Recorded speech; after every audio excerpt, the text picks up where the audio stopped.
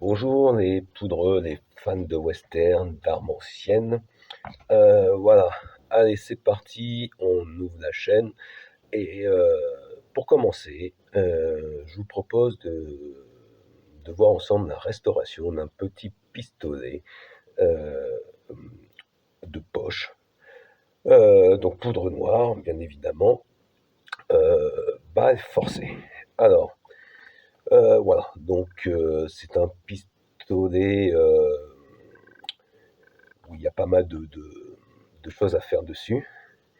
Bon, bah, le bois, hein, sans commentaire. On voit déjà que le chien sera à refaire également.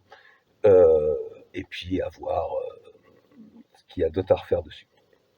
Alors moi j'aime bien quand j'ai un pistolet entre mes mains comme ça à restaurer, c'est déjà d'essayer de voir un peu, de regarder pour essayer de déterminer sa provenance. Et de déterminer à peu près une année de fabrication. Voilà. Alors pour ça, bah, on regarde déjà si on voit des poinçons qui traînent. Alors là, on voit qu'il n'y a pas vraiment de poinçons, à part, je ne sais pas si on voit bien, il y a un 2 noté là, un 2 ici. Le chien est noté 2 et 8. Voilà. Aucun poinçon, a priori, de banc d'épreuve. Donc, euh, donc voilà, donc on ne peut pas déterminer vraiment l'origine comme ça avec les poinçons. Euh, et là où j'arrive plus ou moins à déterminer l'origine, c'est donc par rapport à la connaissance que j'ai de ces pistolets, à savoir qu'il y a des choses qui pour moi ne trompent pas. Là vous avez un insert sur la crosse, un insert argent qui est en mauvais état parce qu'il y a une vis de mie qui a poussé l'insert. Typiquement, ces inserts argent qu'on retrouvait typiquement sur les pistolets liégeois. Il faut savoir qu'à l'époque, Liège était la capitale de fabrication de ces petits pistolets. En France, on avait Saint-Étienne, hein, dans la région de Saint-Étienne, où il y avait banc d'épreuve de Saint-Étienne, manufacture de Saint-Étienne. Donc en France aussi, on en fabriquait. Euh, pour moi, c'est un pistolet liégeois. Voilà. Euh, Beaucoup de choses voilà, me dit, et cet insert argent, souvent, c'est typiquement de fabrication beige, donc liégeois ou les alentours de Liège, hein. Il faut savoir qu'à l'époque, la manufacture d'armes était à Liège, et tout autour de Liège, il y avait des artisans qui travaillaient pour fabriquer donc différents artisans. Il y avait des artisans menuisiers et ébénistes qui faisaient le bois, des artisans qui faisaient le canon, des artisans qui faisaient la gravure, voilà. Donc à l'époque, beaucoup de ces pistolets ne passaient pas les bancs d'épreuve, hein. Donc comme là, aucun poinçon de banc d'épreuve. Alors ça ne veut pas dire que ce sont des pistolets qu'on ne peut pas utiliser. Ça reste des pistolets très bien conçus, très bien faits. Euh, à l'époque, de ne pas passer de banc d'épreuve, ça diminuait aussi un coût. Et puis bon, bah voilà quoi. C'était pas une obligation non plus, hein. Voilà. Là, on voit que sur le canon, alors contrairement à ce que beaucoup de gens disent, ce n'est pas un canon rayé, hein. Il faut savoir ces pistolets-là, c'était très rare d'avoir des pistolets avec des canons rayés, hein. Les canons sont lisses. Et c'est ces quatre petites rayures, en fait, ces quatre petits comme des rayures, en fait, c'est pas des rayures, ça sert tout simplement normalement, à mettre une clé dedans, une clé carrée pour dévisser le canon. Donc on dévissait le canon, euh, on mettait la poudre, euh, l'ogive, quoi, la balle en plomb, et on refermait le canon. C'est pour ça que ça s'appelle à balle forcée. Euh, alors, c'est bizarre que ce canon se dévisse. Souvent, les canons octogonaux comme ça ne se dévissaient pas. Mais, bah, écoutez, apparemment, c'est un canon qui se dévisse. On va voir tout ça. Alors, je l'ai bien huilé préalablement pour essayer de démonter le plus possible. Donc on va commencer le démontage. Alors la crosse, ça va être vite fait, hein. Il y a une vis des... Ah oui, je vous ai pas parlé de l'année. Alors ce sont des pistolets qui étaient fabriqués dans les années 1850, 1800 jusqu'à 1880 à peu près, voilà. Donc c'est difficile de déterminer une date exacte, mais voilà. Donc la crosse elle est cassée, donc il faut en refaire une. C'est pas si facile que ça de fabriquer ce genre de crosse, bien ajustée. Mais voilà, on va quand même la refabriquer. L'insert, on va le récupérer et le remettre. Voilà, alors là, ce qui est intéressant, c'est qu'on a un ressort qui est en très bon état. Et ça, c'est important quand on achète un pistolet, parce que retrouver un ressort qui va bien, c'est très compliqué. Et d'en refabriquer un, c'est encore plus compliqué. Et voilà, bon, ça se fait, mais voilà, c'est assez compliqué. On va continuer le démontage. Alors, on va essayer de démonter la vis du ressort qui est souvent très dure à démonter. Mais là, tout se démonte correctement. Donc là, on a de la chance. Alors, le fait de l'avoir passé dans un bain d'huile, ça aide aussi. Hop. Alors, pour démonter le ressort, il va falloir le comprimer. Alors, je vais aller chercher une petite pince pour le comprimer. Donc, on va comprimer le ressort. C'est jamais facile à enlever. Hop, voilà. Et donc là, on a un ressort qui est en très bon état. Donc ça, déjà, c'est gagné. Il n'y a pas de travail à faire dessus et ça m'arrange. Donc après, on a la vis, les deux vis là à démonter. Donc ça, c'est la vis du chien. Alors, n'hésitez pas, si vous n'avez pas de bon tournevis, à fabriquer votre tournevis. Alors là, c'est un peu plus compliqué à démonter, ces vis-là.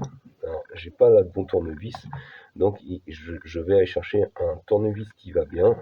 Et si j'ai pas de tournevis qui va bien, j'en fabrique un, tout simplement. Donc, c'est avec un autre tournevis, je vais mettre un petit coup de main sur le tournevis.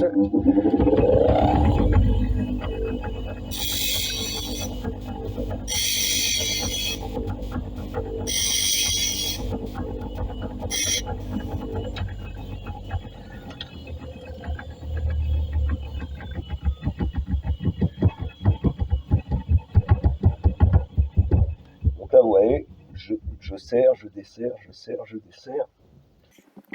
Alors, n'hésitez pas à mettre aussi un coup de brosse pour nettoyer. Donc, un coup de brosse pour nettoyer, toujours avec les lunettes.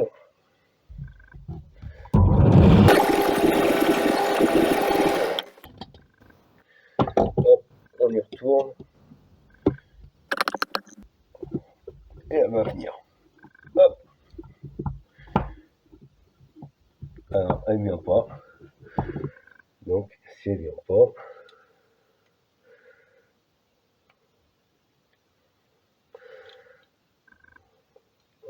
c'est des vieux pistolets. On va lui mettre un coup de pointeau. Donc voilà, je vais prendre un petit clou.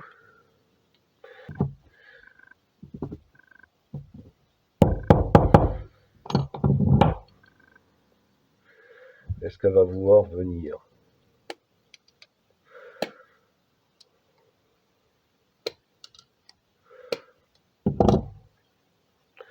Elle va pas vouloir venir.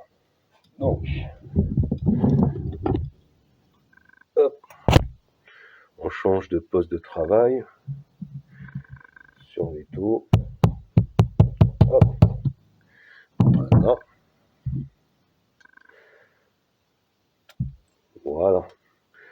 Donc, vu comment elle est, la vis est complètement morte.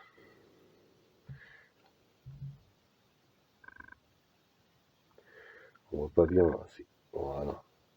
Complètement tordue, donc elle sera à refaire la vis. Ça, c'est pas un souci. Donc voilà, ça nous permet d'avoir donc de démonter la platine du dessus. normalement le chien devrait revenir. Donc la platine du dessus. Voilà, il faudra bien nettoyer. Hop. Et donc le chien, qui sera donc à refaire. Voilà. Qui était en très bon état. Donc pour moi, c'est un pistolet qui n'a pas été beaucoup utilisé. Les crans sont bons. Voilà, donc le chien sera à refaire. Donc il y a quand même du boulot, vous allez voir. Alors, on continue de démontage. Hein. Donc la détente, c'est pareil, c'est une petite vis. Alors là, on la voit mal ici. Mais... Hop, on continue. Ça tourne, c'est bon signe. Hop, c'est impeccable. Et là, on a de la chance. Donc moi, toutes ces vis-là, souvent j'ai refait. Mais bon, si on peut, alors j'essaie de garder le plus possible de pièces d'origine. Mais voilà. Et donc la détente, et on voit que la détente est en bon état. Voilà. Elle est vraiment en bon état et pas trop abîmée. Et donc, déjà, c'est une bonne chose. Voilà. Donc là, il ne nous reste plus qu'en fait cette vis-là à essayer de desserrer, qui va être sûrement la plus dure. Une petite vis pour enlever le ponté. Alors, est-ce qu'on va réussir? Oh bah oui, il n'y a rien qui est bloqué. Là, on a vraiment de la chance. Il n'y a rien qui est bloqué. Alors souvent, ça se tourne aussi un peu dans le vide. On va essayer, pareil, de l'avoir à la pince. C'est pas facile là, d'aller chercher cette vis-là. Voilà. Hop. Je pense qu'elle peut être, celle-là est encore bonne. Et donc le ponté, après, il se dévisse. Pareil, on dévisse. Hein, pour pas casser le pas de vis. Un coup, hop, on le... comme ça. Et après, une fois, on peut venir... Oula. Ça. Et donc le ponté, qui est tombé, donc il est un peu poussiéreux. Bon, bref. Tac. Là, on est bon. Donc, il ne nous reste pas grand-chose à faire. Il nous reste la cheminée. Alors la cheminée, vu l'état de la cheminée, ça va être assez compliqué, je pense. Donc pour ça, il va falloir le mettre dans l'étau pour essayer de retirer la cheminée. Je vais chercher des protections pour pas abîmer bien sûr le revolver.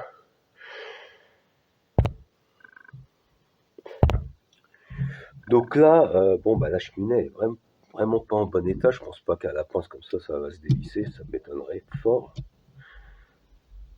Là, je pense que là, ça va être assez compliqué pour moi à les souder. On va quand même tenter de la dévisser. Je vais vous faire voir plusieurs solutions, mais la dernière solution, après, ça va être de la percer. Alors, c'est là où ça devient un peu plus délicat, c'est pour la cheminée. Je vais quand même tenter de la tapoter pour essayer de la faire tourner. Donc je vais chercher ce qu'il faut. Donc je vais essayer de la faire tourner en la tapotant, mais en plus ça j'ai pas, elle est vraiment, là elle est vraiment, je pense que là,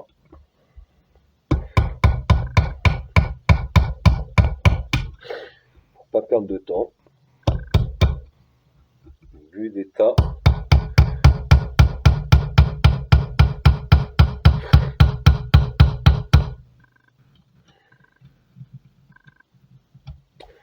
là vu l'état, on a d'autres solutions.